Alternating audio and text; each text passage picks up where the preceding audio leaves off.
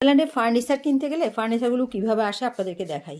এই যে দেখুন, এটার ভিতরে করে কিন্তু আমাদের চেয়ার আসছে, ডাইনিং টেবিলের চেয়ার। আগে যে চেয়ারগুলো ছিল ওগুলো একটু ওল্ড মডেল মনে হচ্ছে, সে কারণে আমরা চেয়ার চেঞ্জ করেছি। চিন্তা করলাম একটু নতুন ডিজাইনের চেয়ার আনবো, একটু নতুন আরামদায়ক চেয়ার আনবো। সেই হিসাবে আমরা এই যে এগুলো চেয়ার কিনেছি, এগুলো ডাস আর কি, ডাস ফার্নিচার।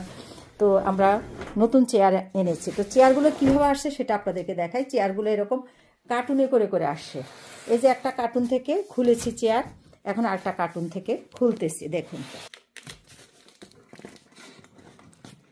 এই যে দেখুন বাকি চেয়ার খুলতেছে এখান থেকে।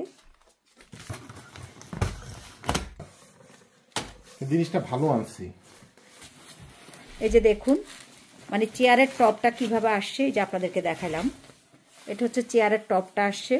এখন চেয়ারের পায়াগুলো ওইভাবে করে লাগিয়ে দিবে আর কি নিচে। এই যে চেয়ারের পায়া খুলতেছে, এটা হচ্ছে চেয়ারের পায়া। এই যে দেখুন, চেয়ারের পায়া কেটে এখন চেয়ারের পায়াগুলো লাগাবে। এখানে ইনস্ট্রাকশন দেওয়া আছে কিভাবে চেয়ার লাগাবে। তো চেয়ারের টপটা আলাদা দিয়েছে, পায়াগুলো আলাদা দিয়েছে। এই যে আপনাদেরকে দেখাচ্ছি, এই যে দেখছেন পায়াগুলো।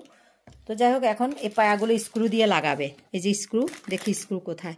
এই যে স্ক্রু দিয়ে দিয়ে পায়াগুলো লাগাবে। এই যেগুলো পায়া লাগালে অনেক শক্ত হয়ে যাবে, এগুলো চেয়ারগুলো অনেক শক্ত হবে। দেখুন, এই যে চেয়ারটা লাগিয়েছে বা এই চেয়ারটা লাগিয়েছে, এভাবে করে প্রত্যেকটা চেয়ার লাগাবে।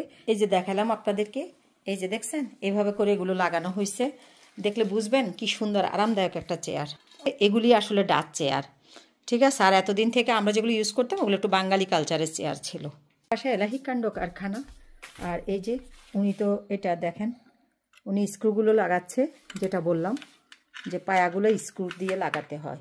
দেখছেন, একদম ডাইনিং টেবিলটা এখন কমপ্লিট করে ফেলেছি সুন্দর করে, আলহামদুলিল্লাহ।